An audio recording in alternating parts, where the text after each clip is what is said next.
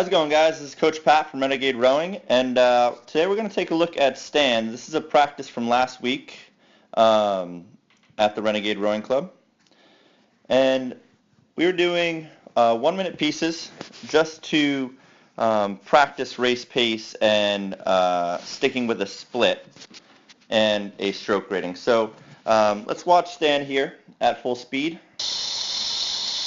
Angle's not perfect because there's a line of ergs there, but I did my best and we should still be able to see some good things.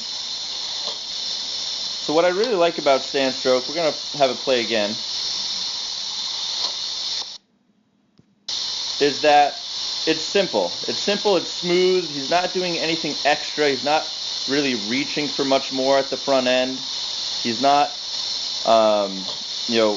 yanking or exaggerating any one part of his body, either his legs, his body, or his arms. Everything's just sort of smooth and blended. That's pretty solid.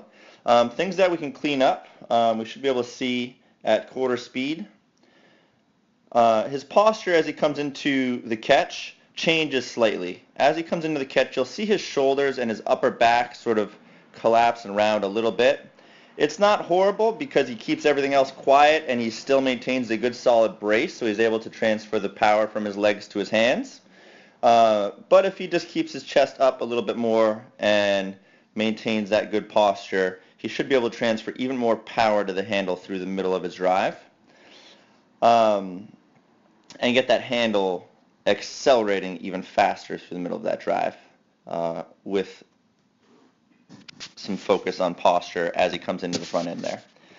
Other things, his handle height changes slightly. He's close to having his knees get in the way, and he allows his handle to kind of come up and then down ever so slightly. So if he can refer back to what we had Jess and Lynn work on this past week, put a piece of tape on the gate where the chain goes in and out of the erg, and try and keep that chain just in line from the finish all the way back up to the catch every stroke.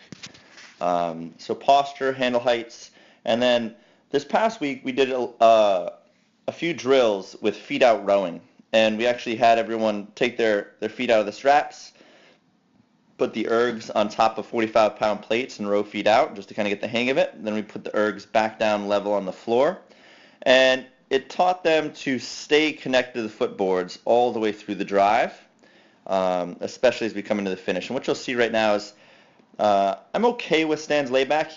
It is a little bit far. He could probably sit up a little bit more.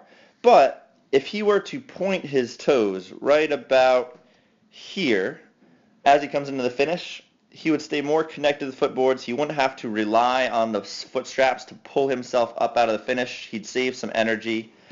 He'd just be a little more balanced, fluid, and make it easier to transition from the drive to the recovery through the back end there. And so we'll watch it at 1A speed once it finishes here, and I'll show you the telltale sign of that and what it looks like. If we put it at 1A speed here, you're going to notice his feet. So right here at the front end, he's ready to push.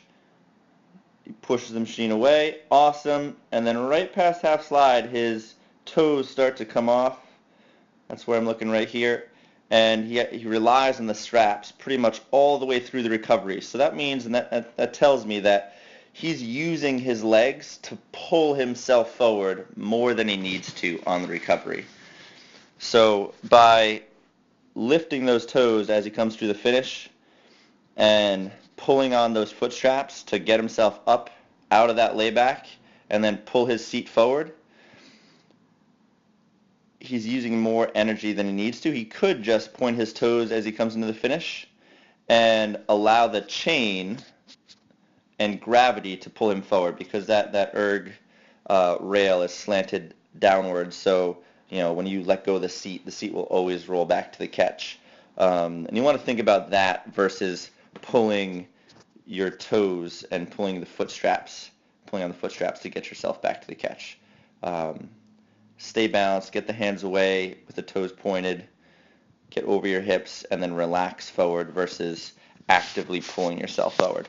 So Stan, work on those 3 things this week, and you're looking solid, bud. Keep hitting it hard.